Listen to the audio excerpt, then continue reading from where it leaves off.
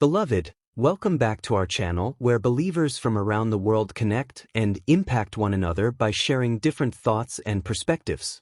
Today, we bring you a testimony sent to us by a woman who faced one of the most challenging life situations. Many people in similar circumstances become depressed and, tragically, some turn to violence, addiction, or even die from stress-related illnesses. Although she was deeply affected, she persevered and lived. Just listen to the end and see how Jesus can use even the least expected to bring glory to his name.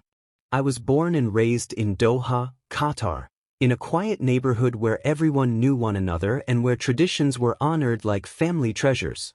From childhood, I learned to respect my parents, my community, and the faith I had grown up in. When I married at 26, I believed my life was finally opening into the future I had always imagined. My husband, Hamad, was kind in the beginning, and our families celebrated our wedding with great joy. I felt hopeful and ready to build a peaceful home. The first year of marriage passed quickly, and like many newlyweds, we expected children to come soon. But month after month, nothing changed. At first, people comforted me, saying it would happen in time. But as the years went by, 1 year, then 2, then 3, whispers began to rise like dust in the streets. His relatives looked at me differently. Some stopped greeting me. Some women avoided sitting near me at gatherings, as though my empty womb carried shame that could spread. By the 4th year, the pressure grew heavier. Doctors told me that nothing was medically wrong with me, but the city's voices were louder than any medical report. I heard strangers murmur my name in markets. I saw neighbors glance at my stomach instead of my eyes. Even inside my own home, I felt like a guest who was slowly being pushed out. Hamad changed too. His patience turned into distance, his distance into frustration, and his frustration into silent blame. I tried to pray, to hope, to stay strong, but every night I cried into my pillow so no one would hear. In the 5th year, the situation reached its breaking point. One evening, he came home with a face that had already made its decision. With few words and a cold sadness I will never forget, he divorced me. Just like that, everything I built, my marriage, my dignity, my place in the family, collapsed at once. I felt thrown away, like a vessel considered useless. When I left his home, it felt as though the whole city was watching me walk out in humiliation. I returned to my parents' house, but even there, I felt like a shadow. Depression wrapped around me like a heavy cloth.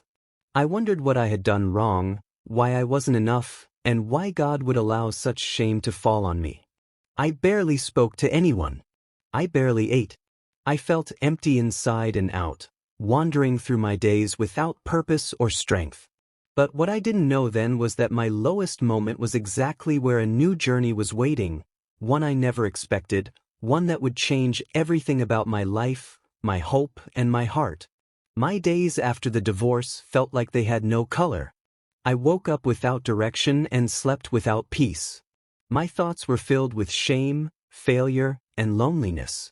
I often walked to a small park near my parents' house just to breathe fresh air and escape the heavy atmosphere at home. It was during one of those quiet, painful afternoons that my life took a turn I never saw coming. I was sitting alone on a bench, staring at the ground, when a woman about my age walked by. She wore simple clothes, carried a small bag, and had a gentle smile that didn't feel forced or curious.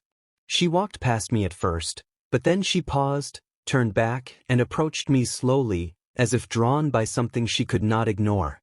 She greeted me softly and asked if she could sit. I didn't have the energy to refuse, so I nodded. Her name was Miriam, a Christian woman who worked in a nearby school. She didn't ask me personal questions right away.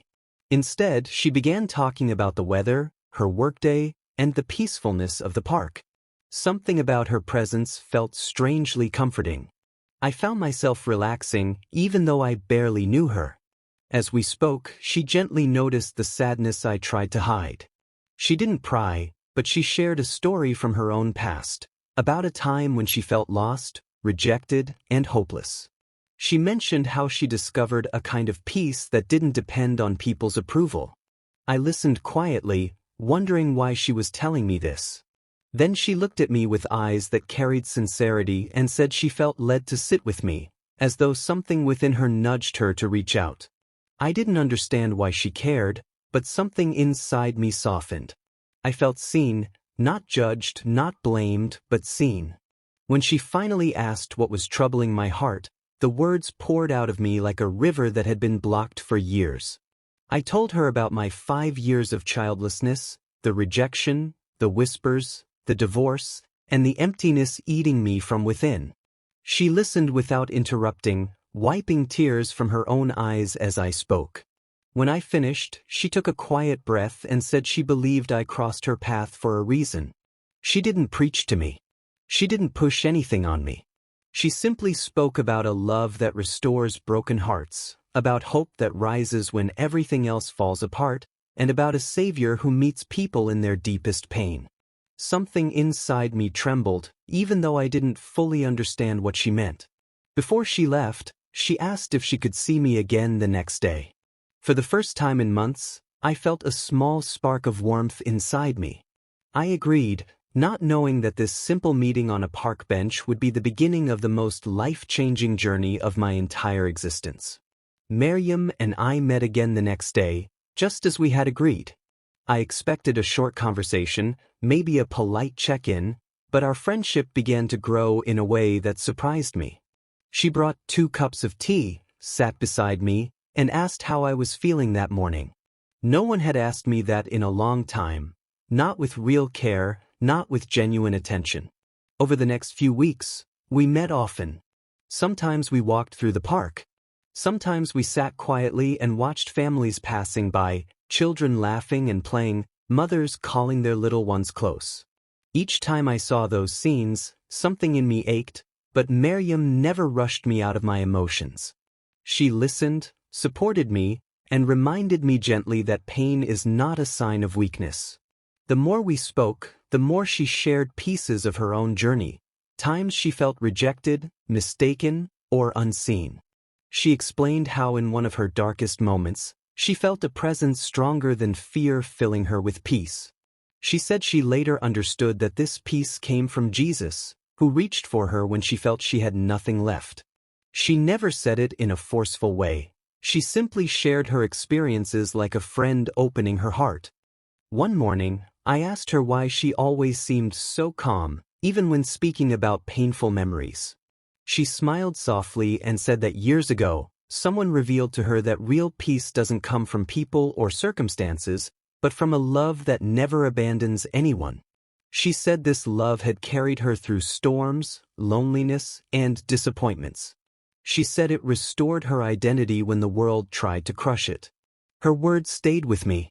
I thought about them while lying in bed at night. I thought about them while helping my mother in the kitchen.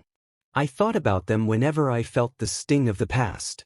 I couldn't understand it fully, but something inside me longed for that kind of peace, peace that didn't shake when people turned their backs, peace that didn't disappear when life fell apart. One day, as we sat together, I suddenly felt overwhelmed. The weight of my years, my marriage, my shame, my loneliness, hit me at once. Tears ran down my face before I could stop them. I told her I felt empty, broken, and tired of fighting battles I kept losing. She placed her hand gently on mine and said she believed I was closer to healing than I realized. She explained that sometimes the moment we feel most shattered is the moment something new begins within us.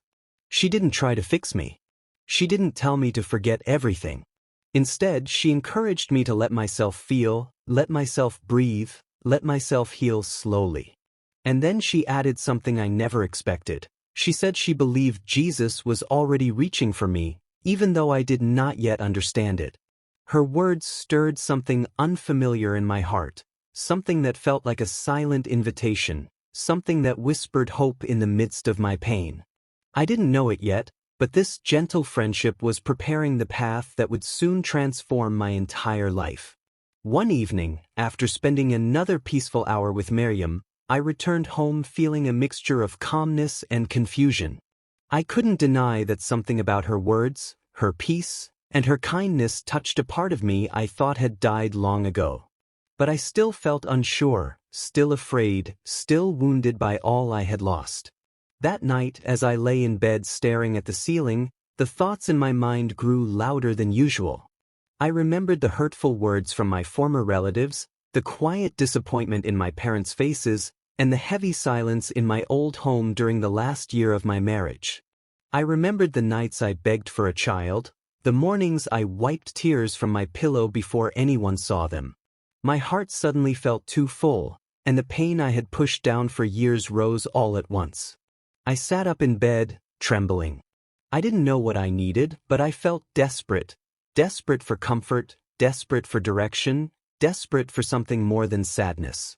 As I held my knees close to my chest, I felt a strange sense of stillness fall around me. The room was quiet, but it wasn't an empty silence. It felt almost as though someone was near, even though I was alone.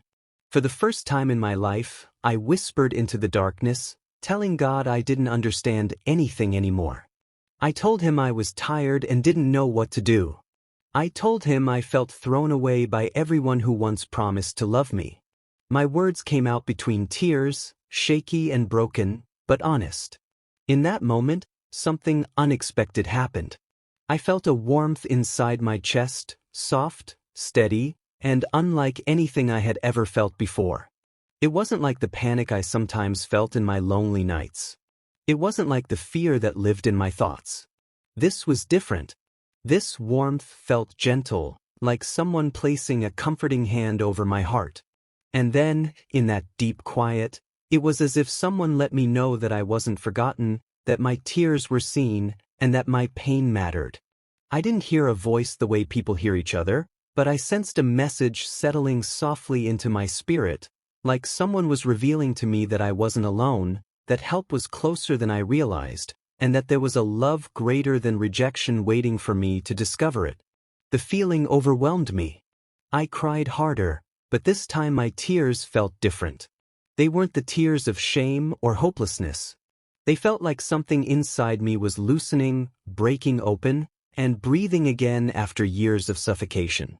I didn't fully understand what was happening, but I knew something had shifted deep inside me. The next morning, when I met Miriam again, she immediately noticed the change in my eyes. I told her about the strange peace I felt in the night, about the warmth in my chest, and about the sense that someone had reached out to me when I cried out for help. She listened carefully, her eyes soft and full of understanding. Then she said she believed this wasn't just comfort, it was an invitation. She said moments like the one I experienced often happen when Jesus is drawing someone close, revealing that he sees their pain and wants to bring light into their darkness. Her words didn't scare me. Instead, they matched exactly what I felt. It was as if she placed language around an experience my heart already recognized. That night became the turning point, when my loneliness met a presence that felt alive, when my pain met a comfort that felt real, and when my broken heart began its quiet journey toward healing. After that unforgettable night, something inside me stayed awake. It was like a small light had been lit deep within, refusing to go out. When I met Miriam again, she suggested we take quiet walks together where she could explain more about the peace I had felt. I agreed, not out of pressure, but because I truly wanted to understand what was happening inside me. During our walks, she talked about how Jesus meets people in their hardest moments, not because they are strong, but because they are broken and searching for hope. She shared stories from her own life, moments when she felt lost and hopeless, and how she later realized someone had been guiding her gently toward healing. She didn't push anything on me.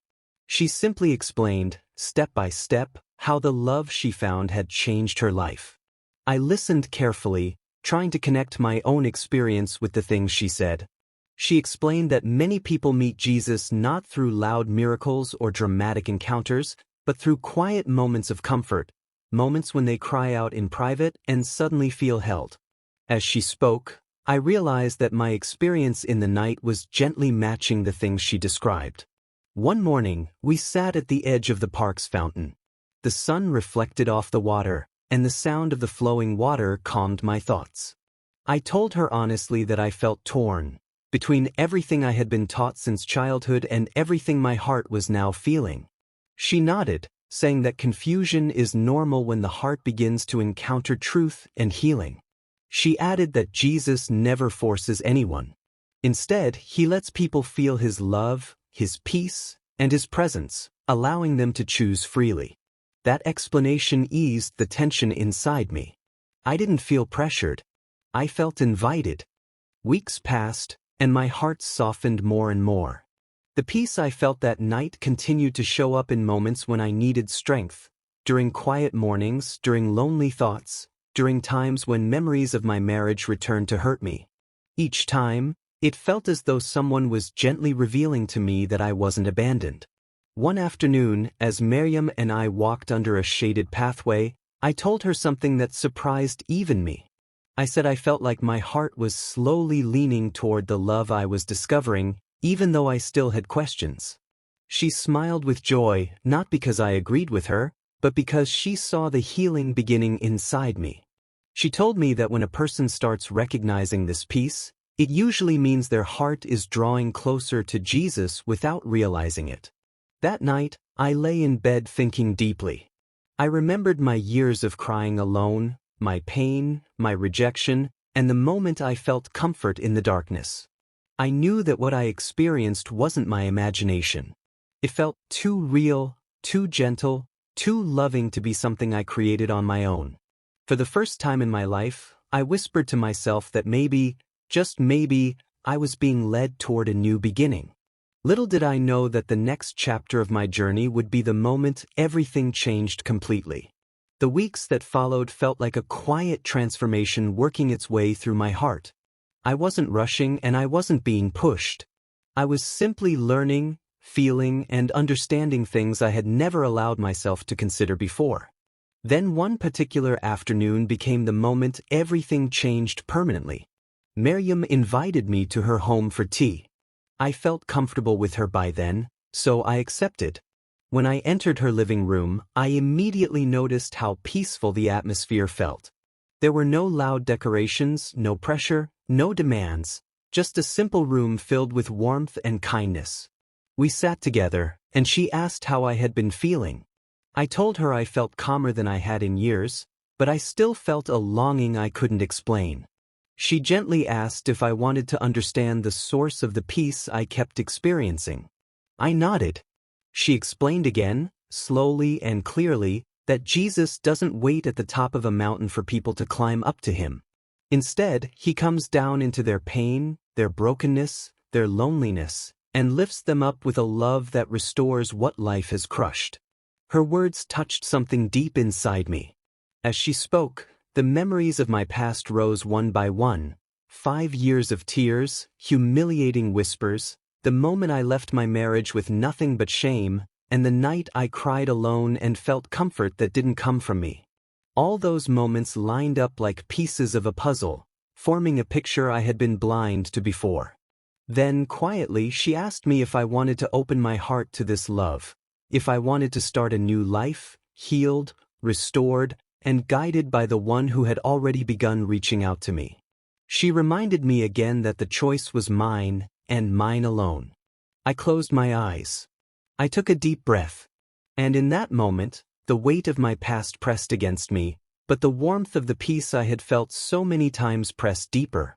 I realized I didn't want to walk alone anymore. I didn't want to carry my wounds by myself. I didn't want to live in fear, rejection, or shame. In that quiet room, with a trembling heart, I whispered my yes, not with loud words, not with dramatic emotions, but with sincere surrender. I simply agreed in my heart to welcome the one who had comforted me at my lowest point. As soon as I said yes inside myself, I felt a gentle calm wash over me. Not excitement, not loud emotion, but a deep, steady peace, as though someone let me know that I had stepped into the place I was always meant to find. Miriam smiled, tears shining in her eyes. She said she had been praying for this moment, but she was glad I reached it freely, not through pressure. That day, something inside me came alive. I didn't just feel peace, I felt rebuilt. I felt seen, accepted, and held. I didn't know what the future would look like, but for the first time in years, I wasn't afraid of tomorrow. After that day in Miriam's living room, my life began to shift in ways I could never fully explain. It wasn't that all my problems disappeared overnight or that every wound suddenly vanished. Instead, it felt like I had stepped into a new chapter where I was no longer walking alone. I woke each morning with a strange but comforting assurance that I was being guided gently, even when I couldn't see far ahead. I became more open, more willing to learn, and more willing to heal. Miriam helped me understand the journey I had entered, slowly, patiently, step by step. She explained how a transformed heart grows, how a wounded soul heals, and how peace deepens the more we walk with truth. Everything felt new. Simple moments like watching the sun rise or hearing children laugh in the park carried more meaning than before. I felt as though my heart had been given new eyes. At home, my parents noticed the change. They didn't understand it fully, but they saw my renewed strength, the calm in my voice, and the light returning to my face. For the first time in a long while, I moved through life without the heavy blanket of shame covering me. My past still existed, but it no longer controlled me. Months passed, and I began attending small gatherings with Miriam, quiet meetups where women shared testimonies of hope, healing, and restoration. I listened to stories of others who had walked through darkness and found light. Their experiences made me realize that I wasn't alone, and that pain does not disqualify someone from being loved deeply. One particular night, as I walked home after one of these gatherings, I felt a strong sense that everything in my past, every tear, every rejection, every lonely night, had been leading me to this new life. It was as though someone revealed to me that nothing had been wasted, not even the wounds I once wanted to erase. I started working again, regained confidence, and slowly rebuilt my sense of worth. My days no longer felt empty. I felt guided, strengthened, and carried in ways I could not have imagined before. I was growing into a healthier, stronger version of myself. What amazed me most was how my heart began to hope again. Not just hope for healing, but hope for a future I never thought I deserved. A future that wasn't shaped by fear or failure, but by purpose. I didn't know what awaited me yet, but I felt certain that whatever it was, I would not face it alone. What I didn't know was that this new path would soon lead me to a man whose presence would become another unexpected gift in my life. A man whose calling would intertwine with my story in a way only destiny could design. About a year after my life began to change, I attended a small community outreach program with Miriam. It was a simple gathering where volunteers offered help, encouragement, and prayer to anyone who needed it. I went mainly to support her, not knowing that the day would quietly open a new chapter of my life. While we were helping arrange some supplies, a man arrived to speak to the small crowd. He was an evangelist named Daniel, a gentle, humble man with a peaceful presence. He didn't speak loudly or try to impress anyone. He simply shared stories of how people found hope in the middle of heartbreak, how broken families were healed, and how lost lives were restored. His words weren't dramatic, but they carried weight, like they came from someone who had walked through storms and learned how to stand. I noticed something unusual as I listened.